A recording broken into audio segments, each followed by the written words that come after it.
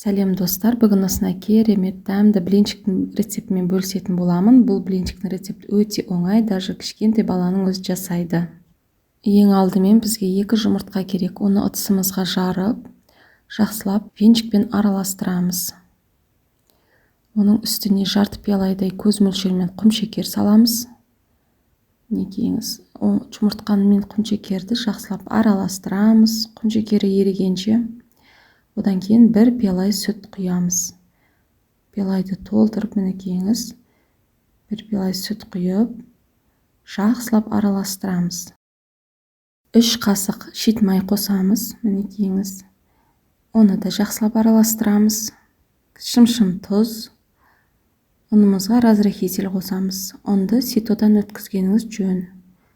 Ешқандай комоксыз әдемі болады. Ситодан біркелкі өткізіп, қамырыңыз қатты сұйық та болмау керек, және қатты қою да болмау керек. Біркелкі қамыр шығу керек. Ешқандай комоксыз болу керек. Сол үшін жақсылап араластырамыз. Мінекейіңіз сұйық болса, тағы да ұн қосып жіберіңіздер. Араластырып, біркелкі масса шығарамыз. Осындай массаны қызып тұрған сковородкамызға айналдыра отырып құямыз. Дәмді және оңай дайындалатын осындай құймақты ұлыңыз немесе қызыңыз болса, өзіне пісіртіп үйретіңіз. Сол кезде өз қолымен пісірілген тамақтың қандай дәмді екенін білетін болады. Өте оңай рецепт. Мінекейіңіз, мына беті пісті, келесі бетін аударамыз.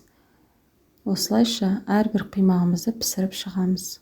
Бұл құймақтың арасына өз қалауларыңызбен творог салсаңыздар болады, сгущенка салсаңыздар, қаймақ қоссаңыздар болады. Өте дәмді болады. Варенье қоссаңыздар болады. Мінекейіңіз, өте дәмді құймақтар шықты. Сіздермен бірге болған мен Алуа Омар. Маған лайк басып тіркелуді ұмытпаңыздар.